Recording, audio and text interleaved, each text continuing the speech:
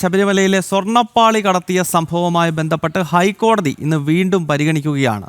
സ്പോൺസറുടെ ബന്ധുവീട്ടിൽ നിന്നും ദ്വാരപാലക പീഠം കണ്ടെത്തിയതും സ്വർണ്ണപ്പാളിയുടെ തൂക്കക്കുറവിലെ അന്വേഷണ പുരോഗതിയും ദേവസ്വം വിജിലൻസ് കോടതിയെ അറിയിക്കും.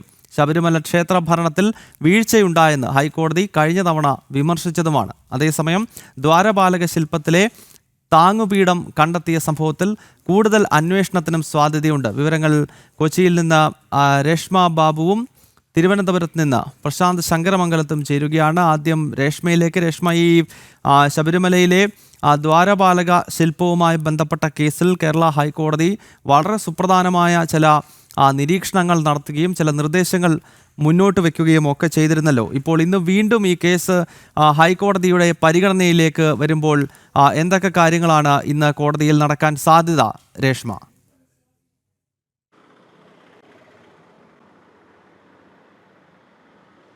ഗൗതം, കാണാതായ ദ്വാരപാലക പീഠങ്ങൾ കഴിഞ്ഞ ദിവസം സ്പോൺസറുടെ ബന്ധുവീട്ടിൽ നിന്നും കണ്ടെത്തിയ ഒരു സംഭവം ഇതടക്കമായിരിക്കും ദേവസ്വം വിജിലൻസ് ഇന്ന് ഹൈക്കോടതി ദേവസ്വം ബെഞ്ചിന് മുൻപാകെ വിശദീകരണം നൽകുക.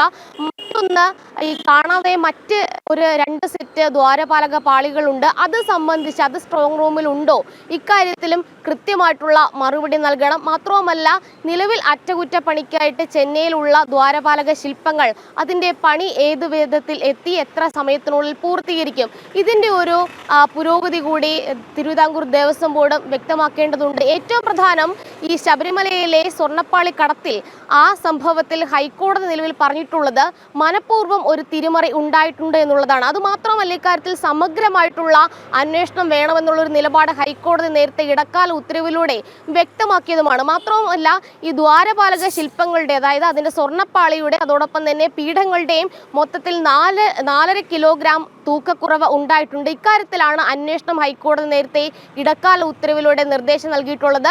ഇതിന്റെ പ്രാഥമിക അന്വേഷണ റിപ്പോർട്ട് ദേവസ്വം വിജിലൻസ് ഇന്ന് സമർപ്പിച്ചേക്കുമെന്നാണ് നമുക്കറിയാൻ സാധിച്ചിരിക്കുന്നത്. എന്തായാലും ഹൈക്കോടതി എടുക്കുന്ന ഇനി മുന്നോട്ടുള്ള നിലപാടുകളും അതോടൊപ്പം തന്നെ പരാമർശങ്ങളും ഏറെ പ്രസക്തമാണ്. കാരണം ഈ സ്പോൺസറുടെ ബന്ധുവീട്ടിൽ നിന്ന് ഈ കാണാതായ പീഠം ലഭിക്കുന്നു. അത് മാത്രമല്ല, സ്പോൺസറായിട്ടുള്ള ഉണ്ണികൃഷ്ണൻ പോറ്റി പറഞ്ഞിട്ടുള്ളത് തൻ്റെ ജോലിക്കാരൻ്റെ കൈവശം ഈ കാണാതായ പീഠം ഉണ്ടായിരുന്നു എന്നുള്ള കാര്യം തനിക്കറിയില്ലായിരുന്നു. കോടതി ഇടപെടൽ ഉണ്ടായ സമയത്താണ് വാസുദേവൻ പിന്നീട് ഈ പറയുന്ന പീഠം തന്നെ തിരികെ ഏൽപ്പിക്കുന്നത്. പക്ഷേ ഈ പീഠം പിന്നീട് സ്വന്തം സഹോദരിയുടെ വീട്ടിലേക്കാണ് ഉണ്ണികൃഷ്ണൻ പോറ്റി മാറ്റിയത്. എന്തുകൊണ്ടാണ് ഇക്കാര്യം ദേവസ്വം വിജിലൻസിനെ അറിയിക്കാതിരിക്കുന്നത്?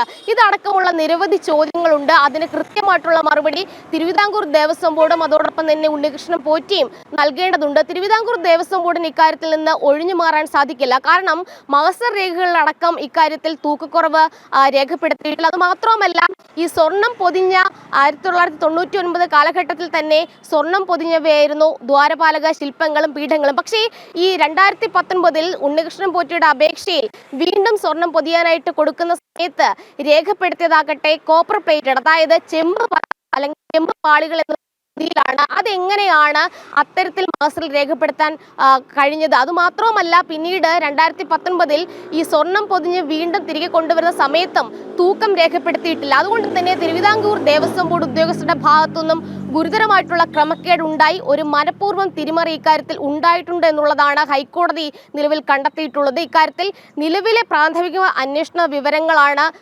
ദേവസ്വം വിജിലൻസ് ഹൈക്കോടതിയിൽ സമർപ്പിക്കേണ്ടത്. ഒപ്പം തന്നെ കഴിഞ്ഞ ദിവസങ്ങളിൽ കണ്ടെത്തിയ എല്ലാ വിശദാംശങ്ങളും റിപ്പോർട്ട് എന്നുള്ള രീതിയിൽ ഹൈക്കോടതി ദേവസ്വം ബെഞ്ചിന് മുന്നിൽ വരും. അതൊക്കെ തന്നെ ഹൈക്കോടതി ദേവസ്വം ബെഞ്ചിൽ നിന്ന് പരിഗണിച്ചുകൊണ്ട് ഒരു ഇടക്കാല ഉത്തരവ് കൂടി പുറപ്പെടുവിച്ചേക്കാം. ഗൗതം.